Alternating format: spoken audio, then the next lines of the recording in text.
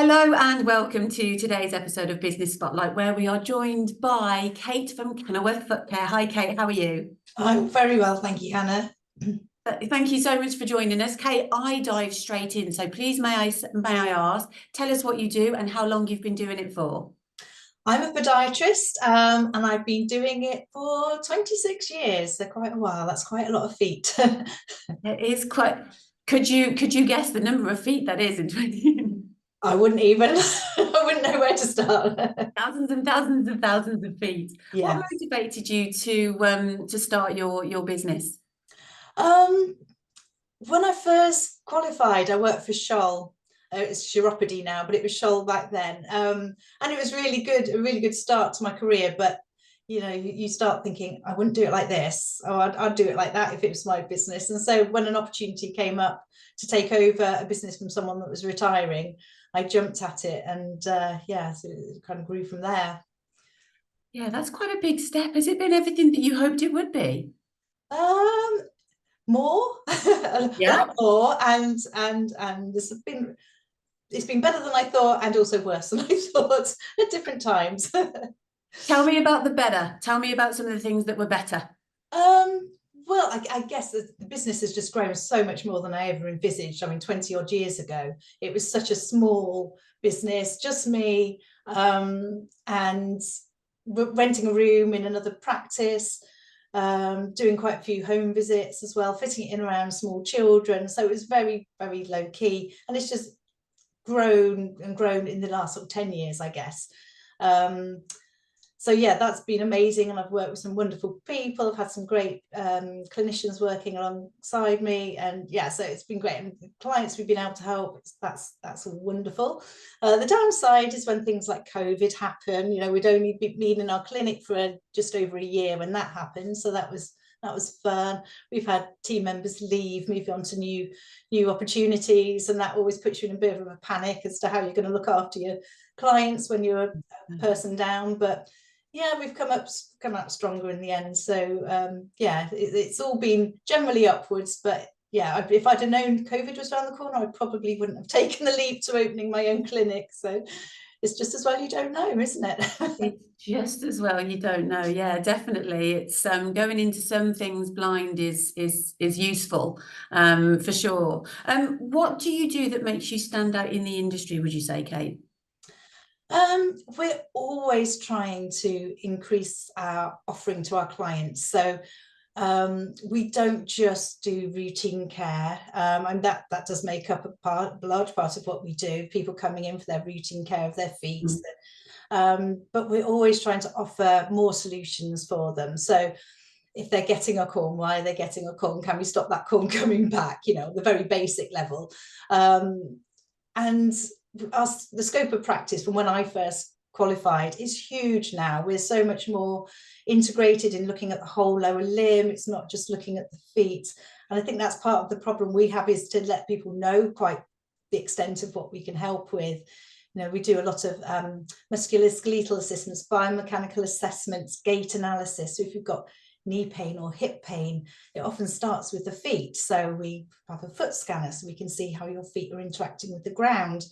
It's just so we're always pushing forwards, always looking, what else can we be doing, what can we be learning, what can we be passing on to our clients. I think we really do look after our clients as well. We really feel like we're part of the community.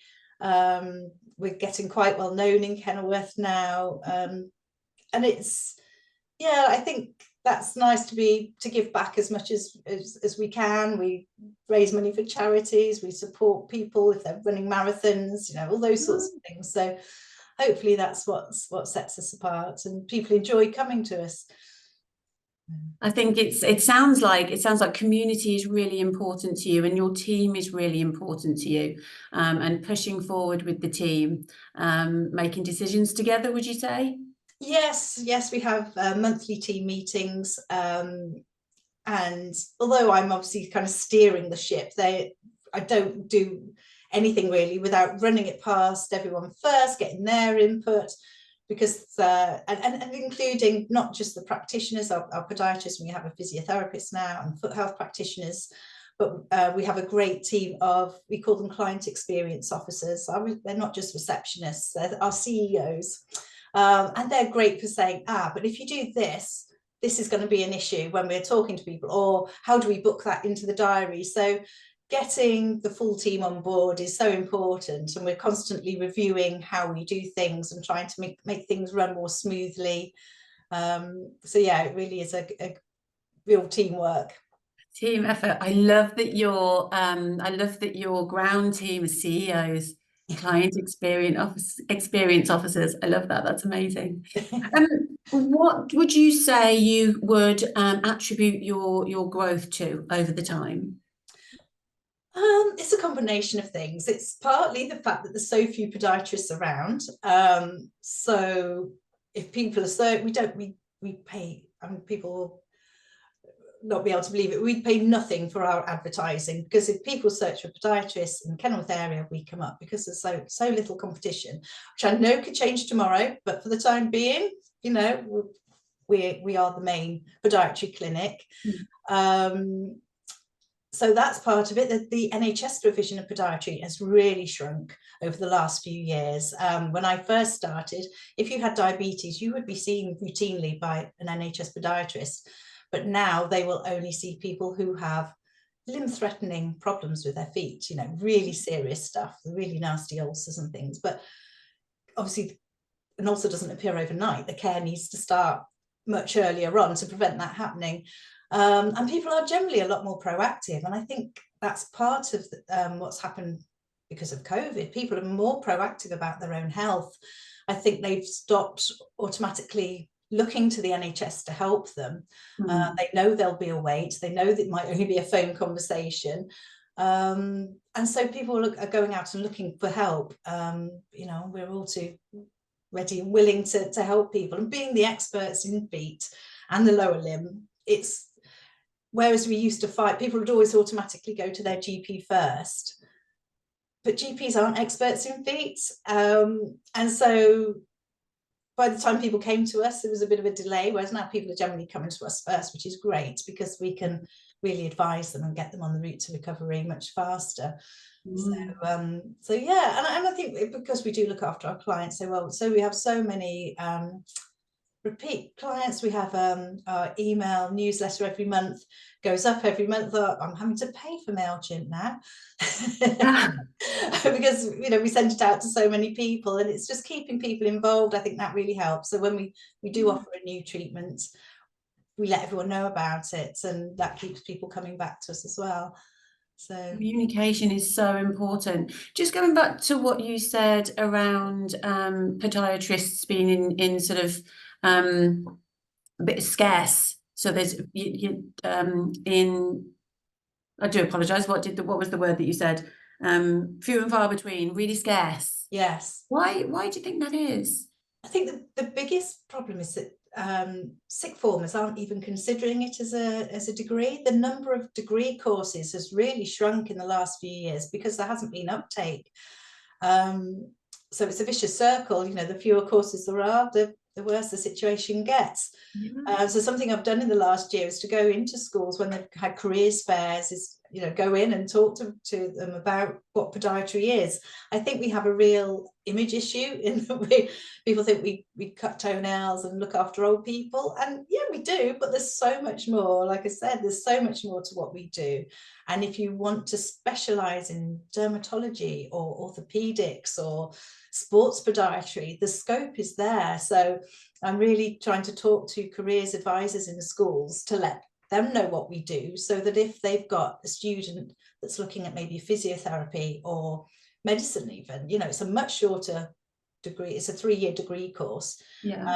So if you're interested in medicine but you don't want that big commitment, you can do something medical and make a real difference to people's lives without having to have the full medical degree. So there's huge scope, but it's just a case of educating everyone about what podiatry is. You know, we're a bit of we've been hiding our lights under a bushel for too long. I think we need to shout about how much we can help people.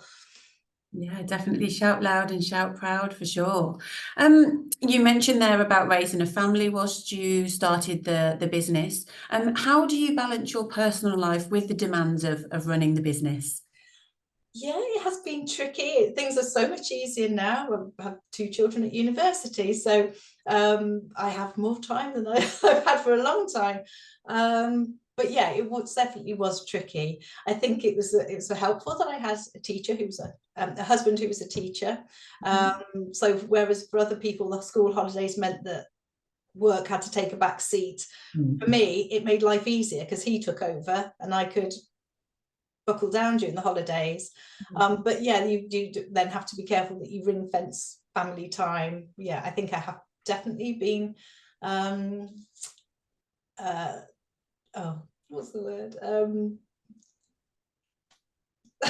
I've lost it completely. Yeah, I have definitely missed out on family time at the detriment of the family because of focusing on the business. But yeah, it's always a battle, isn't it? And I think having a diary and ring fencing time is the key thing. You know, even little things like when the kids were little, I wouldn't work on a Friday morning because that was always assembly time. So I would not work. So if they ever got a certificate or they were doing a class assembly, I knew I could go. If they put anything else on during the rest of the week, I was a bit stuffed, but Friday mornings I tried to ring fence. So little things like that, but it is always a juggle. It is, it's a juggle, and because of how fast-paced your business would have been to start off with, it's really good to set those boundaries early on and to ring fence that time. So that's a really good show. I bet everybody can relate to that. What would you say, and you've already shared quite a few learnings already, but what would you say has been your biggest learning so far? I think that in order to grow, you have to step back. It was probably, I don't know, maybe 10 years ago when I first heard the term about working on your business and not in your business. And every time I've taken a step back, and to start with, it was like half a day that I'd think, all right, I'll spend half a day working on the business.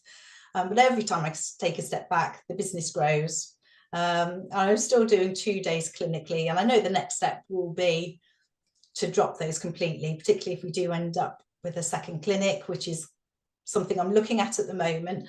But I'm kind of torn because I do still love seeing my clients, and I've been in Kenilworth a long time, so a lot of people I've known for years.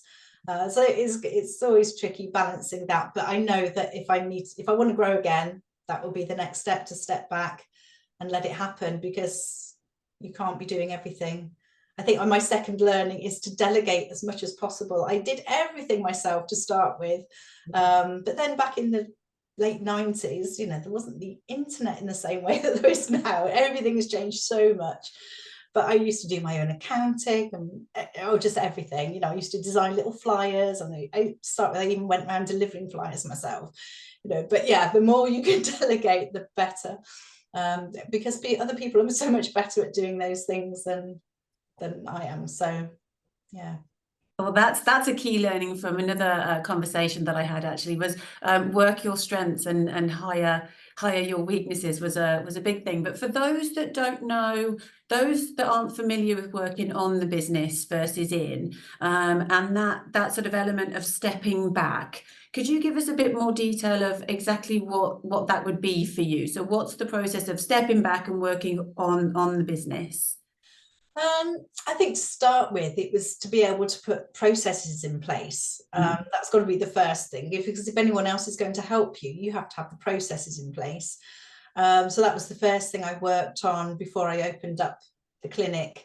It took a long time to get planning permission for change of use. So while that was going on, I didn't have my own reception team at that point, our CEOs, because I was part of a bigger clinic, chiropractic clinic.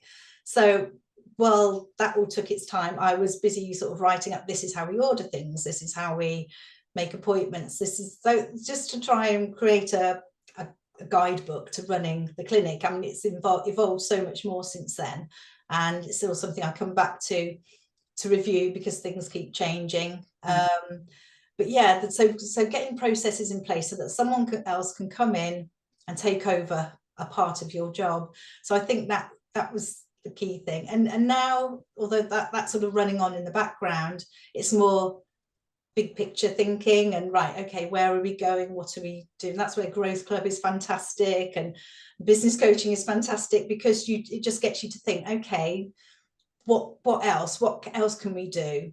And it's not just growth for growth's sake, it's making it a better place for my team. Hopefully I'm benefiting now already. I'm definitely taking more out of the business than I've been able to. Thinking ahead towards retirement even, you know, and selling the business. It's that bigger picture thinking. And now everything I do is thinking along the lines of, okay, well, I'm not going to be here forever.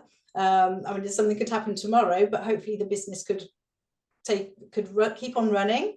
But yeah, so everything I do is sort of thinking about me not being here, hopefully in a positive way, that I've retired and sold the business on to someone. So, but it's having that vision that it's going to be a saleable business, that someone's actually going to want it, because it's a dynamic, exciting place to work, and that's serving the community. So yeah, it's sort of having that bigger picture vision now that's almost as important as providing the structures in the clinic.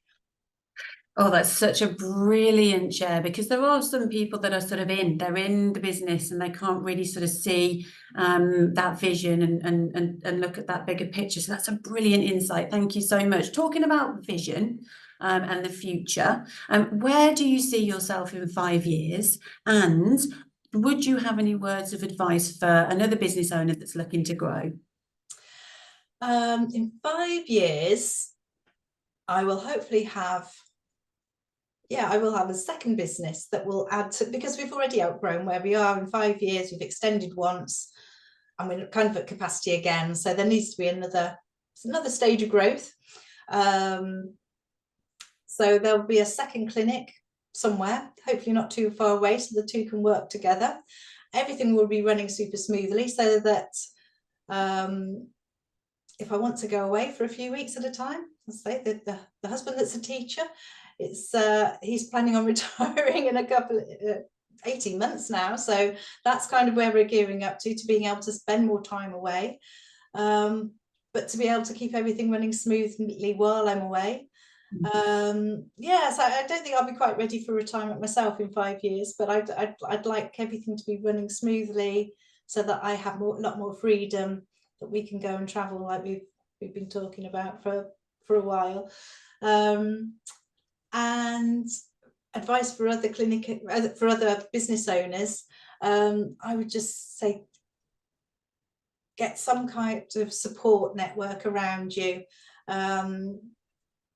There is a cost, obviously, for any kind of support, but it's worth it. And every time I've joined a business networking or coaching, I've done various types of coaching over the last few years, and every time you kind of do a bit of a gulp and think, oh, but it's paid off every single time, you know, so quickly as well, that I would just say take that leap and you'll just get a better balance in your life. You'll get a sounding board, you'll get that support, and your business will grow so much more for it. Yeah, so that would be my advice to anyone else. Don't try to do it all yourself. Surround yourself with people.